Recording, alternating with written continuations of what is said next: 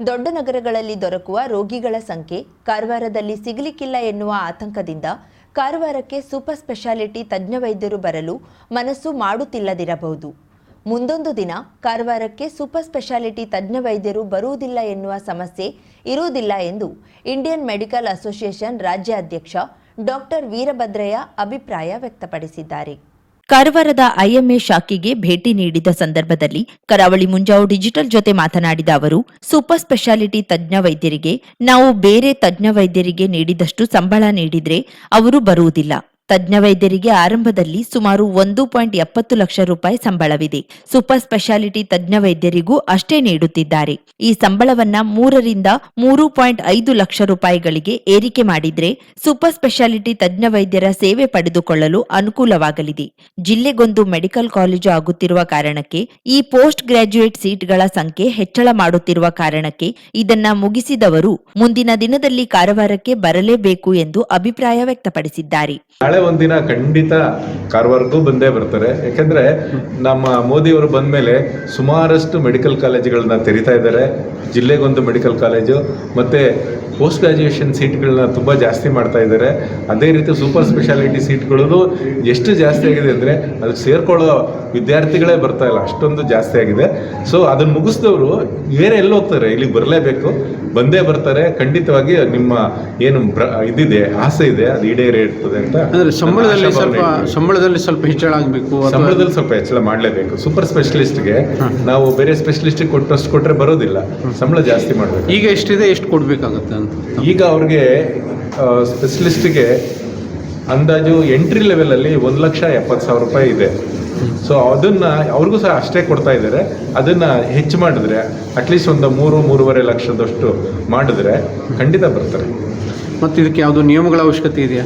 ನಿಯಮ ಸರ್ಕಾರ ಮಾಡಬೇಕು. ಅಂದ್ರೆ ಈಗ ಸರ್, ಮೊದಲು MBBS ಅಲ್ಲಿ ಕೂಡ ಇದೇ ಸಮಸ್ಯೆ ಇತ್ತು.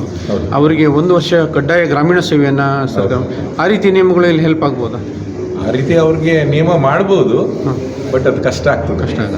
ಸೇವಾ ನಿರತ ವೈದ್ಯರ ಮೇಲೆ ಅಲ್ಲಲ್ಲಿ ನಡೆಯುವ ಹಲ್ಲೆಗಳಂತಹ ಪ್ರಕರಣಗಳ ನಿಯಂತ್ರಣಕ್ಕೆ Karnataka prevention of assault and doctors and medical establishments ಎಂದು ಮಾಡಿದ್ದಾರೆ. ಆದರೆ ಕೆಲ ಜಿಲ್ಲೆಗಳಲ್ಲಿ ಪೊಲೀಸರು ಅರಿವಿನ ಕೊರತೆಯಿಂದ ಪ್ರಕರಣಗಳನ್ನ ದಾಖಲಿಸುತ್ತಿಲ್ಲ. ಈ ಕಾನೂನಿನ ಬಗ್ಗೆ ಐಜಿಪಿಯವರ ಮೂಲಕ ಎಲ್ಲಾ ತನಿಖಾ ಅಧಿಕಾರಿಗಳಿಗೆ ತರಬೇತಿಯನ್ನ ಮಾಡಿಸಲಾಗುತ್ತಿದೆ ಎಂದರು. ಆಕ್ಟ್ ಮಾಡಿದರೆ Karnataka prevention of assault on doctors and medical establishments ಅಂತ ಹೇಳಿ ಮಾಡಿದ್ದಾರೆ, ಮತ್ತು ಅದರ ಸ್ಟಾಫಿಗೆ ಆಲ್ಸೋ ಅದನ್ನ ಮಾಡಿದ್ದಾರೆ. ಅದು ಇಂಪ್ಲಿಮೆಂಟ್ ಆಗ್ತಾ ಇದೆ. ಕೆಲವು ಜಿಲ್ಲೆಗಳಲ್ಲಿ ಅಂದರೆ ಪೊಲೀಸರಿಗೆ ಸ್ವಲ್ಪ ಅರಿವಿಲ್ಲದೇನೆ ಕೇಸ್ಗಳನ್ನ ಬುಕ್ ಮಾಡ್ತಾ ಇಲ್ಲ. ಅವ್ರಿಗೆ ನಾವು IG ಅವ್ರ ಕಡೆಯಿಂದ ಸಾಕಷ್ಟು ಸಭೆಗಳನ್ನು ಮಾಡಿಸಿ ಎಲ್ಲ ಐಒಗಳಿಗೆ ನಾವು ಟ್ರೈನಿಂಗನ್ನು ಮಾಡಿಸ್ತಾ ಇದ್ದೀವಿ. ಆ ನಿಟ್ಟಿನಲ್ಲಿ ಎಲ್ಲ ಐಒಗಳಿಗೆ ಅದು ವಿಚಾರ ಮುಟ್ಟಿಸಿದ್ರೆ, ಈಗ ನಾನು IMA ಬ್ರಾಂಚ್ ಅವ್ರಿಗೂ ಅದನ್ನೇ ರಿಕ್ವೆಸ್ಟ್ ಮಾಡ್ತೀನಿ, ಓದ್ ಕಡೆ ಇಲ್ಲ ಅಲ್ಲಿನ ಪೊಲೀಸ್ ಅವ್ರದ್ದು ತಿಂಗಳಿಗೊಮ್ಮೆ ಕ್ರೈಮ್ ಮೀಟಿಂಗ್ ಅಂತ ಆಗ್ತದೆ. ಕ್ರೈಮ್ ಮೀಟಿಂಗಿಗೆ ಹೋಗ್ಬಿಟ್ಟು ನಮ್ಮ ಆ್ಯಕ್ಟ್ ಬಗ್ಗೆ ಅವ್ರಿಗೆ ಮನವರಿಕೆ ಮಾಡಿಕೊಟ್ರೆ ಖಂಡಿತವಾಗಿ ಅವರು ಬುಕ್ ಮಾಡ್ತಾರೆ ಕೇಸ್ಗಳು. ಆಗಿದೆ ಸಾಕಷ್ಟು. ಈ ಸಂದರ್ಭದಲ್ಲಿ ಇಂಡಿಯನ್ ಮೆಡಿಕಲ್ ಅಸೋಸಿಯೇಷನ್ ಉಪಾಧ್ಯಕ್ಷ ಡಾಕ್ಟರ್ ಅಣ್ಣಯ್ಯ ಕುಲಾಲ್, ಸಹಾಯಕ ಕಾರ್ಯದರ್ಶಿ doctor Mahesh, zonal chairman doctor GK Bhat, ಕಾರವಾರದ IMA ಅಧ್ಯಕ್ಷ ಡಾಕ್ಟರ್ ಸುರೇಶ್ ಭಟ್, ಕಾರ್ಯದರ್ಶಿ ಡಾಕ್ಟರ್ ಮನೋಹರ್ ಜಾತಾರ ಸೇರಿದಂತೆ ಕಾರವಾರದ ಸುಮಾರು 40ಕ್ಕೂ ಅಧಿಕ ವೈದ್ಯರು ಉಪಸ್ಥಿತರಿದ್ದರು. 3 ಸ್ಕೀಮ್ಗಳ ಬಗ್ಗೆ ಮತ್ತೆ ವಿದ್ಯಾರ್ಥಿಗಳ ಬಗ್ಗೆ ನಾವು ಇಟ್ಕೊಂಡಿರ್ತಕ್ಕಂಥ ಕಾಳಜಿ ಬಗ್ಗೆ ಮತ್ತೆ ನಮ್ಮ ವಿದ್ಯಾರ್ಜನೆ ಬಗ್ಗೆ CMEಗಳನ್ನು ಹೆಚ್ಚಿನದಾಗಿ ಮಾಡಬೇಕು ಅಂತ ಹೇಳ್ಬಿಟ್ಟು ನಾನು ಎಲ್ಲ ಸದಸ್ಯರಿಗೆ ಬ್ರೀಫಾಗಿ ಹೇಳಿ ಕೊಟ್ಟಿದ್ದೇನೆ. ಮತ್ತು ಅದರಂತೆ ಅವರು ನಡ್ಕೊಳ್ಳಿಕ್ಕೆ ನಾನು ಮನವಿನ ಮಾಡಿಕೊಂಡಿದ್ದೇನೆ. ಬಿಜೆಪಿಗೆ ಹೆಚ್ಚಿನ ಮತ ನೀಡಿ ಬೆಂಬಲಿಸಿದ್ರೂ ಸಹ ಈ ಭಾಗದ ಜನರು ಈ ಹಿಂದೆ ಪಕ್ಷಕ್ಕೆ ಸೇರುತ್ತಿರಲಿಲ್ಲ. ಆದರೆ ಇಂದು ಪಕ್ಷಕ್ಕೆ ಮತದ ಜೊತೆಗೆ ಹೆಚ್ಚಿನ ಸಂಖ್ಯೆಯಲ್ಲಿ ಜನರು ಸೇರ್ಪಡೆಗೊಂಡಿರುವುದು ಸಂತಸ ತಂದಿದೆ. ಇದು ಪಕ್ಷದ ನೆಲೆ ಮತ್ತಷ್ಟು ಭದ್ರಗೊಳಿಸಿದೆ ಎಂದು ಕುಮಟಾ ಶಾಸಕ ದಿನಕರ್ ಶೆಟ್ಟಿ ಹೇಳಿದರು. ಶನಿವಾರ ಗೋಕರ್ಣ ಬಸ್ ಸ್ಟ್ಯಾಂಡ್ ರಸ್ತೆಯಲ್ಲಿರುವ ಪ್ರಸಾದ ನಿಲಯ ಹತ್ತಿರ ನಡೆದ ಬಿಜೆಪಿ ಗೋಕರ್ಣ ಮಂಡಲದ ನೂತನ ಅಧ್ಯಕ್ಷರ ಪದಗ್ರಹಣ ಸಮಾರಂಭ ಮತ್ತು ಮಂಡಲ ಕಾರ್ಯಕಾರಿಣಿ ಸಭೆ ಉದ್ಘಾಟಿಸಿ ಮಾತನಾಡಿದ ಅವರು, ಮುಖ್ಯಮಂತ್ರಿಗಳು ಇಲ್ಲಿ ಬಂದಾಗ ನಾನೇ 3 ಸೇತುವೆ ಶಂಕುಸ್ಥಾಪನೆ, ಉದ್ಘಾಟನೆ ಮಾಡಿದ್ದೇನೆ. ಬಿಜೆಪಿಯವರು ಏನೂ ಸಹಕಾರ ಮಾಡಿಲ್ಲ ಎಂದರು. ನಾನು ಇಲ್ಲಿ ಬಂದಾಗ ಅವರಿಗೆ ಅವಮಾನ ಮಾಡುವುದು ಸರಿಯಲ್ಲ ಎಂದು ಸುಮ್ಮನಿದ್ದೆ. ಆದ್ರೆ ಈ 3 ಸೇತುವೆಗಳಿಗೆ ನಾನು ಹೆಚ್ಚಿನ ಹಣ ಮಂಜೂರಿಸಿದ್ದೇನೆ. ಅದರ ಬಗ್ಗೆ ದಾಖಲೆ ಸಹ ನೀಡಿದ್ದೇನೆ ಎಂದರು.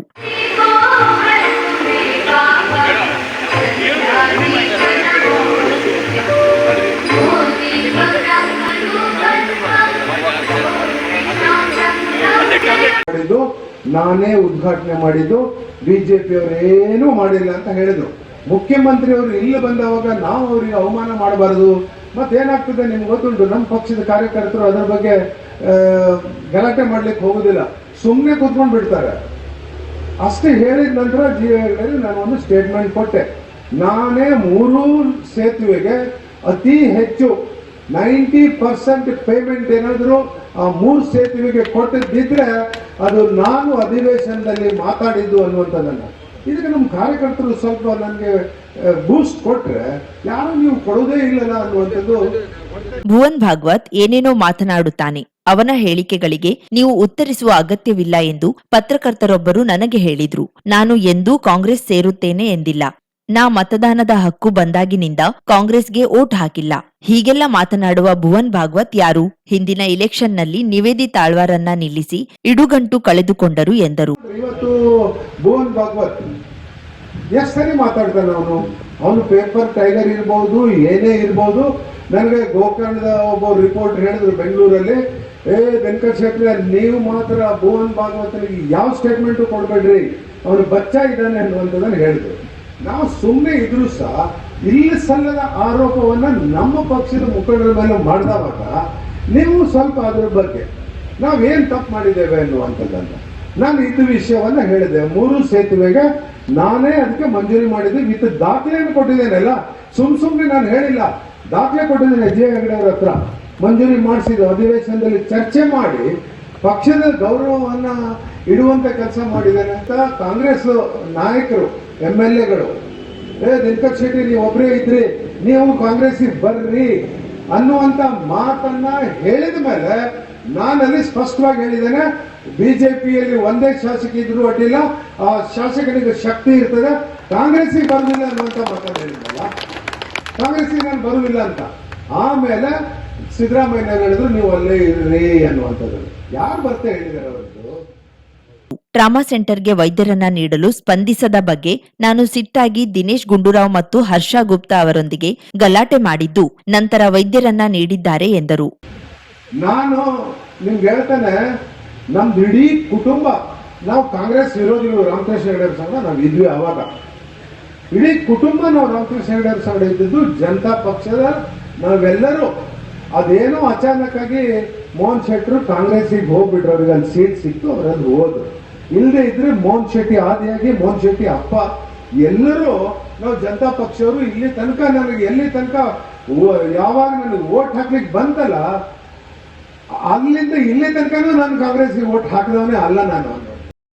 ಈ ಕಾರ್ಯಕ್ರಮದಲ್ಲಿ ಬಿಜೆಪಿ ಜಿಲ್ಲಾಧ್ಯಕ್ಷ ಎನ್ಎಸ್ ಹೆಗಡೆ, ಜಿಲ್ಲಾ ಕಾರ್ಯದರ್ಶಿ ಪ್ರಶಾಂತ್ ನಾಯ್ಕ್, ಗುರುಪ್ರಸಾದ್ ಹೆಗಡೆ ಹರ್ತಿಬೈಲ್, ರಾಜೇಂದ್ರ ನಾಯ್ಕ್, ಒಬಿಸಿ ಮೋರ್ಚಾ ಜಿಲ್ಲಾಧ್ಯಕ್ಷರು, ಕುಮಟಾ ಮಂಡಲಾಧ್ಯಕ್ಷ ಜಿಐ ಹೆಗಡೆ, ನಿಕಟಪೂರ್ವ ಅಧ್ಯಕ್ಷ ಹೇಮಂತ್ ಕುಮಾರ್ ಗಾಂವ್ಕರ್, ಕುಮಾರ್ ಮಾರ್ಖಾಂಡೆ, ಡಾಕ್ಟರ್ ಜಿಜಿ ಹೆಗಡೆ ಸೇರಿದಂತೆ ಅನೇಕರು ಭಾಗವಹಿಸಿದ್ರು. ಬಿಜೆಪಿ ಜಿಲ್ಲಾಧ್ಯಕ್ಷರಾದ ಎನ್ಎಸ್ ಹೆಗಡೆ ನೇತೃತ್ವದಲ್ಲಿ ಬಿಜೆಪಿ ಗೋಕರ್ಣ ಮಂಡಳದ ಕಾರ್ಯಕಾರಿಣಿ ಸಭೆ ನಡೆಯಿತು. ಕರಾವಳಿ ಮುಂಜಾವು ಡಿಜಿಟಲ್ ನ್ಯೂಸ್, ವಿನಾಯಕ್ ಶಾಸ್ತ್ರಿ, ಗೋಕರ್ಣ. ಈ ರೀತಿಯ ಅಂದ್ರೆ ಅವರಿಗೆ ಏನಾದರೂ ಪ್ರತಿಷ್ಠೆ ಮತ್ತು ಏನಾದರೂ ಇದ್ರೆ ಅವರು ಕಾಂಗ್ರೆಸ್ನಿಂದ ಮಾರ್ಗರೇಟ್ ಆಳ್ವನ್ ಯಾರೋ ನಿವೇದಿತಾ ಆಳ್ವನಿಗೆ ತಂದು ನಿಲ್ಲಿಸಬಾರ್ದಾಗಿತ್ತಲ್ಲ. ಏನಾಯ್ತು ಅವ್ರ ಪರಿಸ್ಥಿತಿ? ಇಡಗಂಟು ಕಳ್ಕೊಂಡ್ರಲ್ಲ, ಇಡಗಂಟು ಕಳ್ಕೊಂಡ್ರು ಅಂತವ್ರು ಇವತ್ತು ಮಾತಾಡ್ತಾರೆ ಪೇಪರ್ ಟೈಗರ್ ಆಗಿ, ಹಂಗೆ ಹಿಂಗೆ ನಾವು ಕರ್ಕೊಳ್ಳೋದಿಲ್ಲ, ಸೇರಿಸ್ಕೊಳ್ಳೋದಿಲ್ಲ, ಮತ್ತೊಂದು ಮಾಡೋದಿಲ್ಲ ಅನ್ನುವಂಥದ್ದನ್ನು. ಏನೇ ಇರಲಿ, ನೀವು 50,000ಕ್ಕೂ ಅಧಿಕ ಸಬ್ಸ್ಕ್ರೈಬರ್ಸ್, 1.68 ಕೋಟಿಗೂ ಮೀರಿದ ವ್ಯೂಸ್, ಸುದ್ದಿಯೊಂದು 10 ಲಕ್ಷಕ್ಕೂ ಹೆಚ್ಚು ವ್ಯೂಸ್ ಕಂಡ ಹೆಗ್ಗಳಿಕೆ, ವಸ್ತುನಿಷ್ಠ ಮತ್ತು ಖಾತ್ರಿಯಾದ ವರದಿಗಾರಿಕೆ, ಉತ್ತರ ಕನ್ನಡದ ಅತಿ ಹೆಚ್ಚು ಸಬ್ಸ್ಕ್ರೈಬರ್ ಹೊಂದಿರುವ ಯೂಟ್ಯೂಬ್ ಚಾನೆಲ್ ಕರಾವಳಿ ಮುಂಜಾವು ಡಿಜಿಟಲ್ ವೀಕ್ಷಕರಿಗೆ ಧನ್ಯವಾದ. ಇನ್ಮುಂದೆ ಸುದ್ದಿಯೆಲ್ಲ ಮತ್ತಷ್ಟು ಸೊಗಸು. ನಿಮ್ಮಲ್ಲಿಯ ಸಭೆ ಸಮಾರಂಭ, ಅಂಗಡಿ ವ್ಯಾಪಾರ ಮಳಿಗೆಯ ಸಹಕಾರಿ ಸಂಸ್ಥೆಯ ಶುಭಾರಂಭದ ಕಾರ್ಯಕ್ರಮಗಳ ವಿಸ್ತೃತ ವಿಡಿಯೋ ಸುದ್ದಿ ಸಂಪರ್ಕಿಸಿ ನಮ್ಮ ಕರಾವಳಿ ಮುಂಜಾವು ಡಿಜಿಟಲ್ ಪ್ರತಿನಿಧಿಗಳನ್ನ.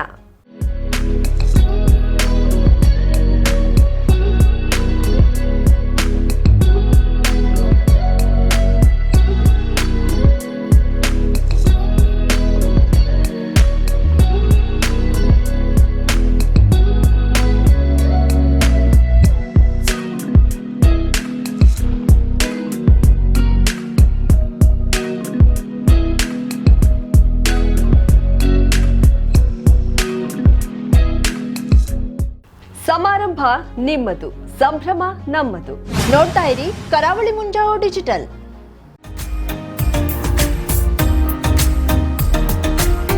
ಮಿಲನ್ ಎಂಟರ್ಪ್ರೈಸಸ್ ಬೃಹತ್ ಎಲೆಕ್ಟ್ರಾನಿಕ್ ಹಾಗೂ ಫರ್ನಿಚರ್ ಮಳಿಗೆ.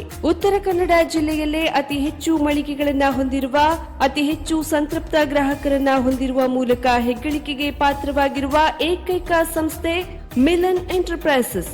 ನಮ್ಮ ಮಳಿಗೆಗಳಲ್ಲಿ ಪ್ರಸಿದ್ಧ ಕಂಪನಿಗಳ electronic refrigerator, washing machine, LED TV, ಎಸಿಗಳು ಲಭ್ಯ.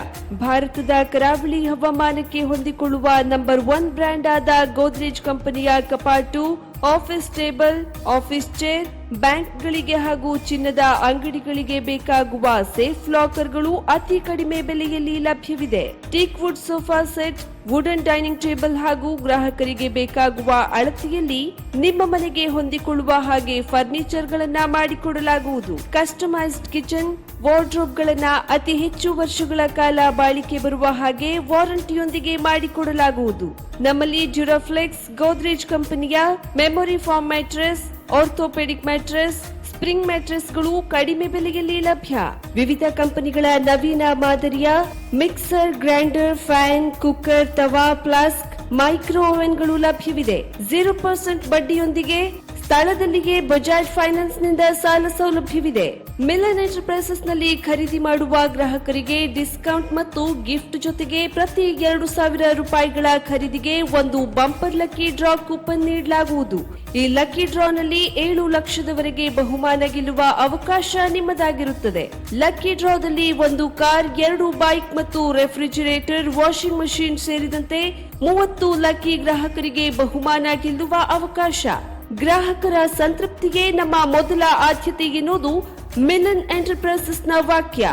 ಉತ್ತರ ಕನ್ನಡ ಜಿಲ್ಲೆಯ ನಮ್ಮ ಶೋರೂಮ್ಗಳಾದ old Mahalakshmi super market, Mulla stop ಹತ್ತಿರ, ಕಾಜುಬಾಗ್, ಕಾರವಾರ, ಅಗ್ರಿಕಲ್ಚರ್ ಆಫೀಸ್ ಎದುರುಗಡೆ, ಮಾಸ್ತಿಕಟ್ಟೆ ರೋಡ್, ಹೊನ್ನಾವರ, ಸೀಮಾ ಕಾಂಪ್ಲೆಕ್ಸ್ ಹತ್ತಿರ, Moni Basti main road, Bhatkal, Indian bank ಎದುರು, CP bazaar road, Sirsi, JS building, JN road, Dandeli, KS building, Motikeri road, Haliyal.